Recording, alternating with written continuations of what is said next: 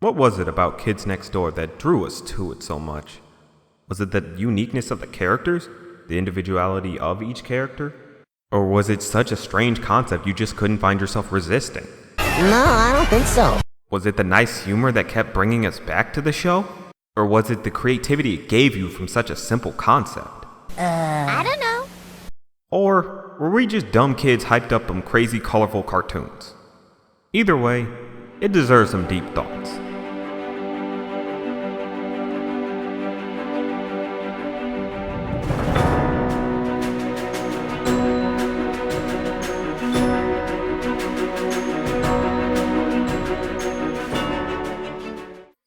Kids Next Door was definitely a very odd show. It wasn't odder than anything else on Cartoon Network in the 2000s, but still, it had its own unique brand of odd.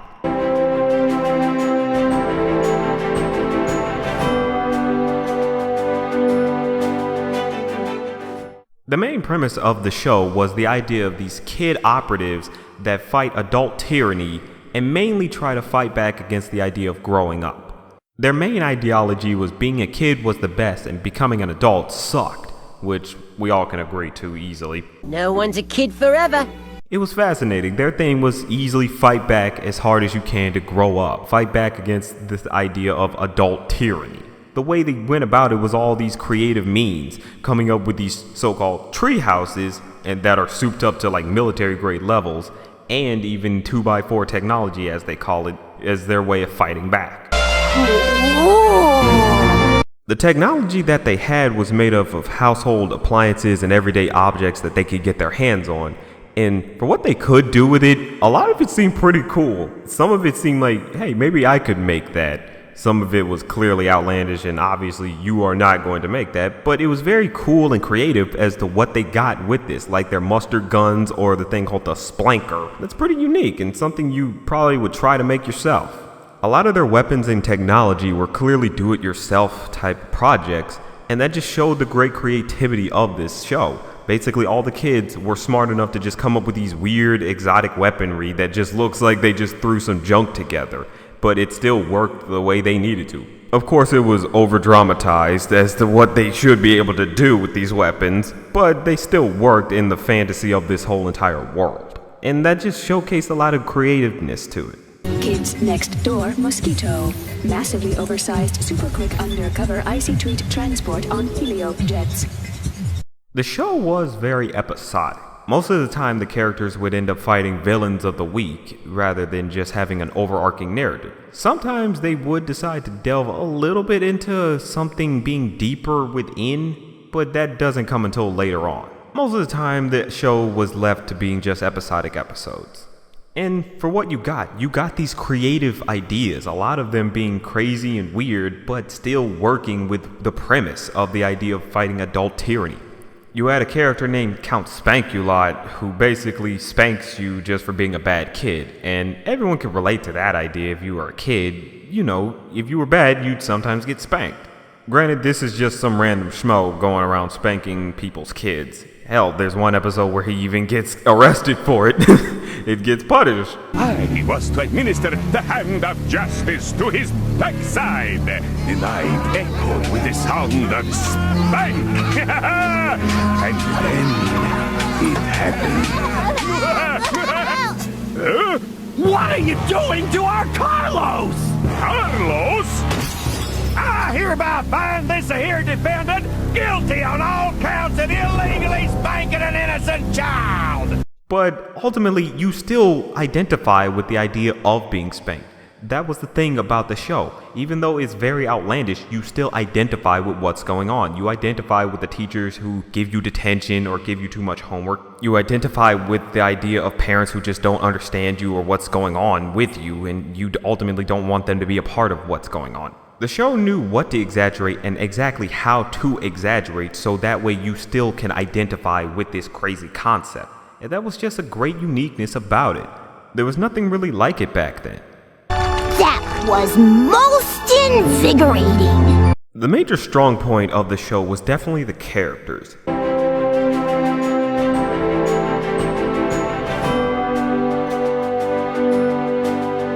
It was mainly focused on this group of operatives known as Sector V. They were all identified through what they call numbers instead of numbers, and they were mainly known as Number 5, Abigail Lincoln, Number 4, Wallaby Beatles, Number 3, Kooky Samban, Number 2, Hoagie P. Gilligan, and Number 1, Nigel Uno. Number 5 was definitely the chillest of the entire group. She basically kept her cool in just about every situation she needed to, and was pretty much the most cunning out of everyone. But that doesn't mean she couldn't lose her cool whenever she needed to. She was still a kid, and they knew they couldn't just keep her perfect. They knew sometimes she does have to panic, sometimes she really does have to be on her feet.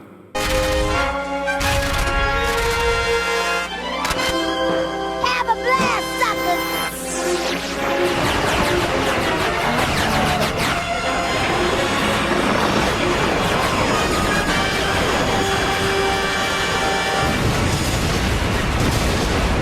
No, stop! She was definitely the most competent out of everyone, and they would also get the most drama out of her, mainly because of certain things that happened in her past. Beforehand, she was the original leader of Sector V, but due to certain incidences that happened in her past, she stepped down. We have rules, Number 3. All sectors must have a leader, even if it's temporary. Don't look at me. Been there, done that, not doing it again. Especially after you know what happened. Of course, Number 5. It's mainly mentioned in passing whenever they talk sometimes, but you do get a sense of why she stepped down. She can see how this job was too much for her and she just couldn't handle it. And that just brought a great dynamic from her. I like it when things are too easy. Number 4 was definitely the strongman of the group, but definitely a total idiot. I've heard rumors that there was an ancient long-lost school buried beneath ours. This must be its library. What's a library? He's very confident in what he does, including whenever he's wrong about just academics. But he's very confident nonetheless, and they know to portray him as the strongman, but they also know he has to be scared sometimes. They know sometimes he does have to be afraid of a situation or of a person that might clearly be stronger than him. Number 2 will be the most powerful cheese shogun ever! No one shall eat my precious cheese ever again! And there's nothing you can do to stop me! Don't make me fight you, Number 2. We're friends, remember? Fool! They basically had the mantra of strong men also cry. It doesn't matter how strong or tough you think you are, there are situations you seriously just can't handle, and they portray that very well with him. They'd even show a lot of his softer side whenever they indicate his crush on Kooky. Number 3, I've always wanted to tell you something. You don't have to say it, Number 4. I know you really love rainbow monkeys, too! No, it's Granny. Number 3 is sort of another type of dunderhead on the team. She basically is the sweet and innocent type of idiot on the team, whereas Number 4 is the tough brute of the team. And she actually kind of works as a type of offset to him. She works more as the sweet one of the group. Granted, she oftentimes can be a little angered too.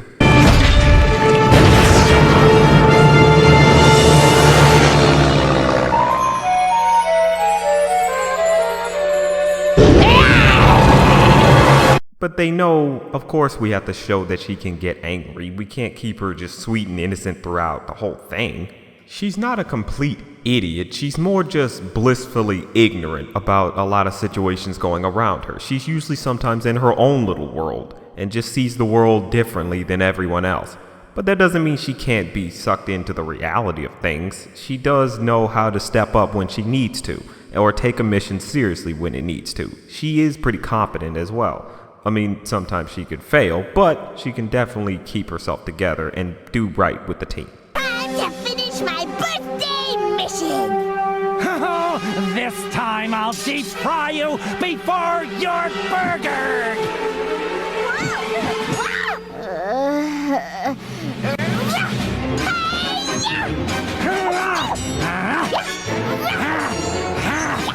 Number 2 is definitely the tech man of the group, mainly focusing on fixing a lot of the 2x4 technology or creating new gadgets for them to use.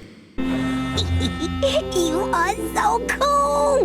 But he's also the goofball of the group. He oftentimes says puns, much to the dismay of everyone around him. It's snack time, Fraulein. Snack time, Fraulein. You got to be kidding. But usually he's lighthearted and he tries to keep spirits up. He's basically the nice guy of the group. He contributes as much as he can, and whenever he needs to call out something that needs to be called out, he'll do it. He mainly works as the nice, funny man of the entire crew. Number 1 is the definite, determined leader. He tries to make sure his team can be as great as they can. No nonsense. He most of the time takes his job too seriously, and a lot of his teammates don't really like that, but he's very determined. He wants his team to be as great as they can because he does believe in the cause of fighting against adult tyranny. Excellent. Sometimes he's a little too determined and might make bad judgment calls. As first in command, I order you to pick up that bra. You first. Oh, okay. Don't be such a baby. This is battle-ready armor? It hardly covers anything. But you understand when he does make that mistake, it's because he's a little too passionate for his job. Oftentimes, Number 5 and the rest of Sector V try to get him to take a break or go on vacation. Hell, sometimes he just really will stay up all night and they try to get him to just sleep because he always wants to make sure he does his job right. That rod works fine for me. He doesn't act like a straight up stick in the mud. He is a kid and he does try to have fun. It's just most of the time he does focus more on his job. He's more like a workaholic. He does want to have fun and be a kid, but he knows I'm fighting for a great cause, so I can't fail this. And you completely sympathize with him. He's just very determined for his job, and a lot of us would identify with that. And that just showcases how strong he is, especially with trying to lead his team. Kids next door! Battle stations! 5, 4, 3, 2, 1. The entire dynamic of the team worked the best because everyone felt like genuine friends. There wasn't any feeling that they were just putting up with each other because they're on the same team. No, they are actual friends. So when they do argue, it's mainly coming from a sense of, I've known you long enough that we've been through some shit. So basically, this is not the worst. We've been through the worst. Are you all blind? Adults can't stand the idea that a kid can be smarter than them, so whenever they find a smart one, they send him to college where they remove his brain. That milkshake must be going to your brain. You know I don't get milkshake headaches. Okay then, you just crazy. So honestly, they did this very well. They have genuine chemistry amongst themselves. And that was just such a strong point of this series. It was you that was right. I put myself before the team. And I couldn't have saved the world without them. I can make it up to you by giving you number 86's promotion. Let her keep it. I'd rather be with my friends in Sector V anyway. The show had a lot of strong main characters, but they also had a lot of strong side characters.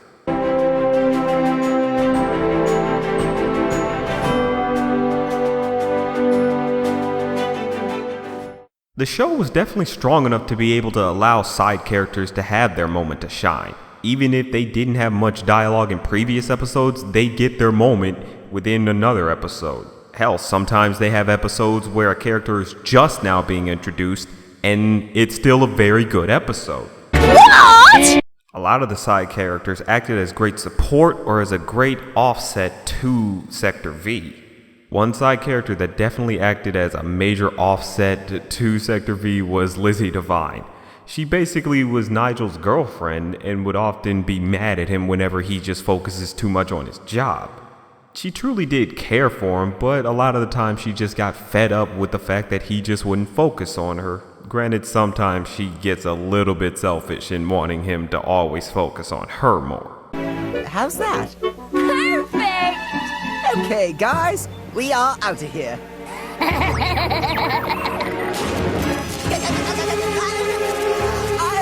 catch you guys later! Are you sure, number 1? What about the comics?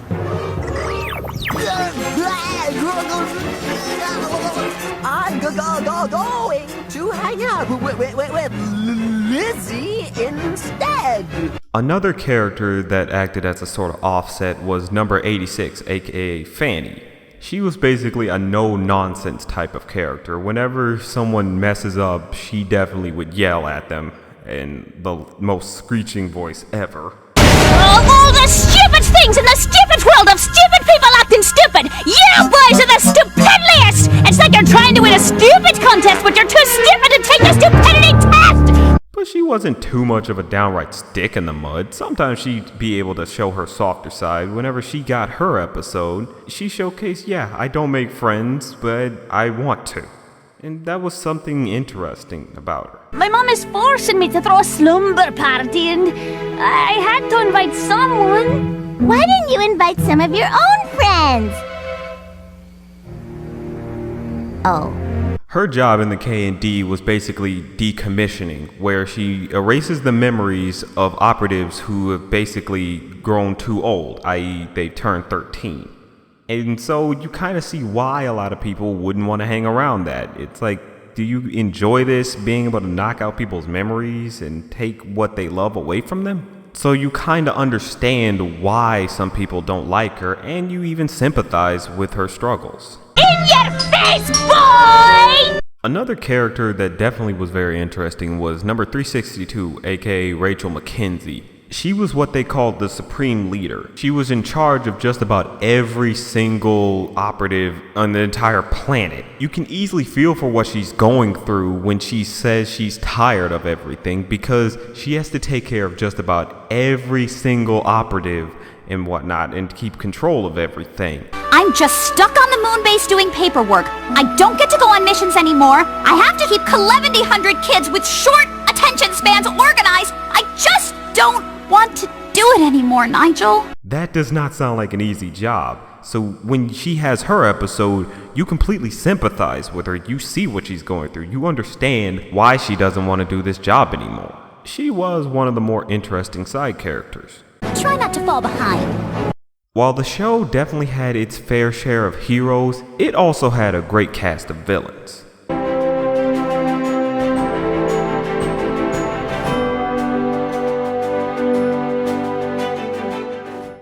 Most of their villains were definitely a great variety. A lot of them were adults, obviously, but sometimes they'd even fight teens. The one thing I hate more than adults, teenagers. There was a whole entire plethora of teen villains that were teamed up with the adults that wanted to combat the K&D. And their basic reasons were, we find kids annoying, you get into our stuff, and all that. And you get that. Everyone understands the whole idea. Teens just don't like kids because usually they get into their stuff. So you understood where they were coming from, but you also knew why they were bad. The most prominent teen they'd go against was Cree Lincoln, who was number 5's sister. And the thing is, she has major history because she used to be a part of the K&D. They never explained why she left or why she defected to the adults, but you still understand there was some backstory, and it's just annoying because they never showed off why she left. It was just always potential with what that story could have been. What happened to us, Cree? I don't know. I got older. Things change. You know, when you were in the Kids Next Door, I wanted to be just like you. You were the best, and I was so proud to be your sister. Most of the adult villains were all strange and crazy. You had some characters who were very competent in wanting to complete their goals, like Mr. Boss was someone who basically always wanted workers and wanted them to basically just always focus on their jobs. But they can't focus on their jobs because they have kids. So his thing is, get rid of kids, so now my workers have no reason to go home. It was crazy and strange, but you still kind of understood where he was coming from. Excellent. None of those girls will suspect that the party room is actually a deep space rocket that will send them all off to Pluto. Pluto? Serves those dumb girls right, though. And we'll get rid of the snot-nosed boys next week. With no kids to go home to, their parents will have more time to work for me. But then you also have crazy villains like the Toilinator. Hey, guys! Ah, jeez, it's the Toilinator! No one understands why he wanted to be a villain, why he even hates kids. We don't even know what the hell toilets have to do with kids, but for some reason he just wanted to be a part of the villains. He was just more or less the guy who wants to be with the cool kids, basically. Or the cool adults in this instance. I'm going to flush you! Then you have sort of the more serious villains like Father. His thing was basically, I'm Father, I rule over kids, kids listen to me. And you kinda got his whole shtick. He's basically supposed to be the big baddie of everything. But they knew not all the time to keep him serious. They knew sometimes we can play around, have him do silly things, or have him just be a bit incompetent and whatnot. First, let's destroy all the ice cream in Texas, just for fun! He is the most powerful out of all the villains, but not to the point that he can never be stopped. They knew how to level the playing field with him and make sure he doesn't just straight up own the kids next door at every turn. A lot of the time, the kids next door have to be able to beat him, because this is still a silly concept. They can't just have him always be the villain that wins in the end. And they even knew to keep him soft sometimes, knew how to have fun with him. I hate everyone. The odd and strangeness of this entire series clearly had to have a lot of good humor. And this show definitely had good humor.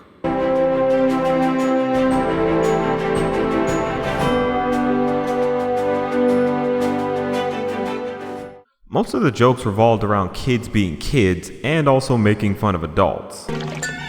You've got to be kidding me. Most of the time they would mock a lot of kids cliches, like the idea kids don't like eating vegetables. Here they treat it like, yeah, if you eat vegetables, that's gonna poison you. Like the one instance where number 4 eats a Brussels sprout and they have to fully extract that thing from his stomach.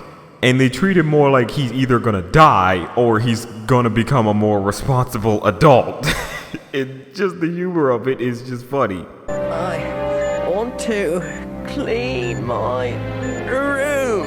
Oh, hurry, guys! The sprout's taking over! The show was just a great blending of many great elements. It's completely amazing how they managed to pull off all these crazy, weird things with such a silly concept. But what you got out of it was just an amazing experience.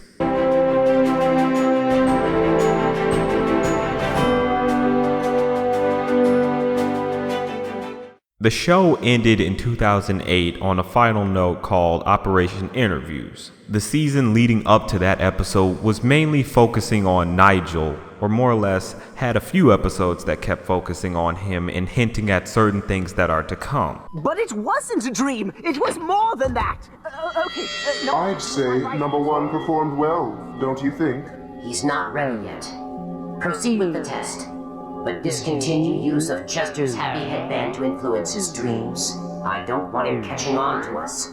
Yet. And when we got to the final episode, it paid off very well. It hinted at Nigel is supposed to go into space to fight adult tyranny around the whole entire universe. They introduced an entire new concept called the Galactic Kids Next Door.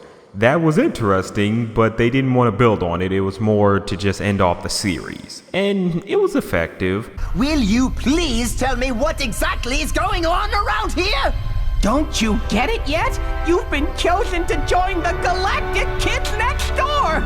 Only one kid from every planet is picked, and you're it! You leave immediately! Even the goodbye amongst Sector V and Nigel was very heartfelt, and you really did feel that emotion. So when that episode ended, you did feel like, man, this was a good show, and it is sad to see it go. But it got 6 seasons plus a movie. So you did kind of understand it. It's just that there was potential for even more stories, and ultimately we just wish we could have gotten more. It's better to leave you wanting more than to end on a bad note and have you angry at the series by the end.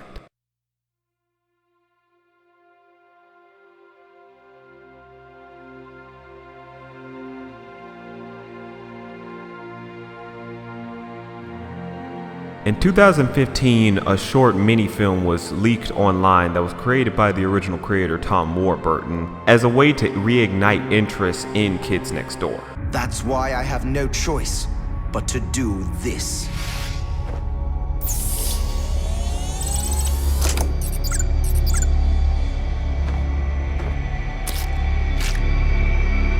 No!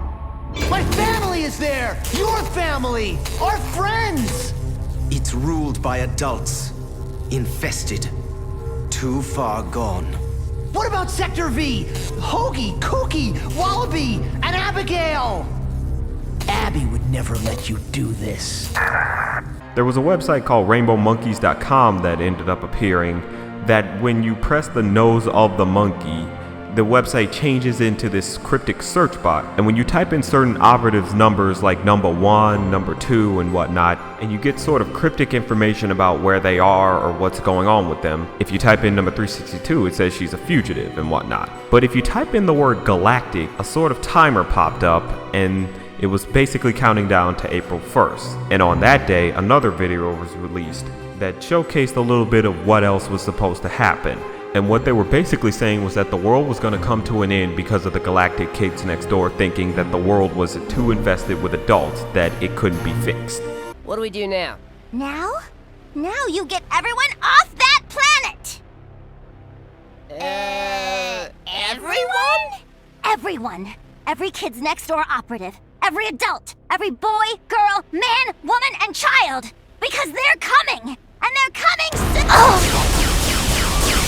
Do it now! Before it's too... But then the video ended, and at the end, number 4 comes on to say, at the time, there is no plans for a new Kids Next Door series.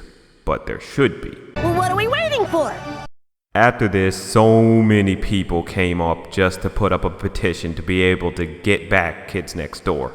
The original creator wanted to bring back the show, and he even pitched it to Cartoon Network, but sadly they said they just weren't interested at the time. But so many fans signed a petition just to be able to say, yes, there is interest in this show. Maybe someday they'll come back, but for right now, we just have to hope. Because you know what?